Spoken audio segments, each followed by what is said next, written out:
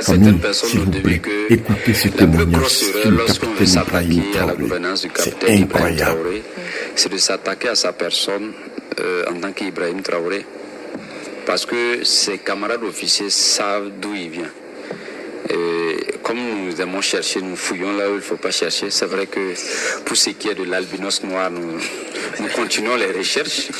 Mais le capitaine Traoré a été percuté, je crois, en 2020, dans une brousse à 100 et quelques kilomètres de Ouaga, par un terroriste. Malheureusement, il est resté couché avec une blessure, une fracture. Et l'ambulance est venue le chercher et l'hélicoptère, je crois, par la suite, autour de 21h. Mais il a été percuté vers 20h. C'est que, en tout cas, mes sources me disent. Et on l'a évacué pour pouvoir donc le sauver de justesse. Et quand on a un homme comme ça, et un de ses anciens amis qui malheureusement est blessé, m'a dit que ils sont arrivés dans une zone une fois et tout le monde reculait.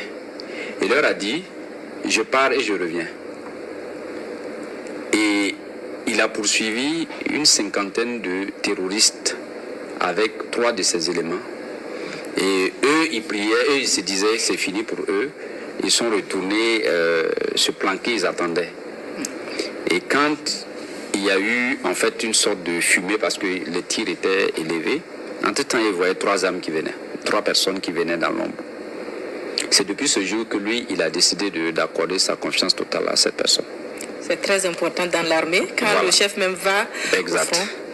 Et au système des Nations Unies, quand je me suis renseigné également, il était donc au Mali, et les terroristes sont venus attaquer à une certaine heure, et le monsieur est sorti de la poussière, puisque les terroristes ont utilisé de la perfidie. Il a dit à tous ces éléments, nous allons les poursuivre.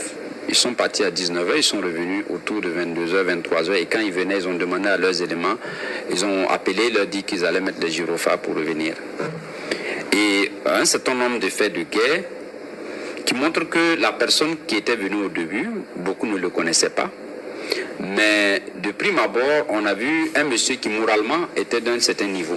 Et les Burkinabés attendaient ça. Donc je pense qu'il a su, dans sa vision, armer moralement le peuple burkinabé.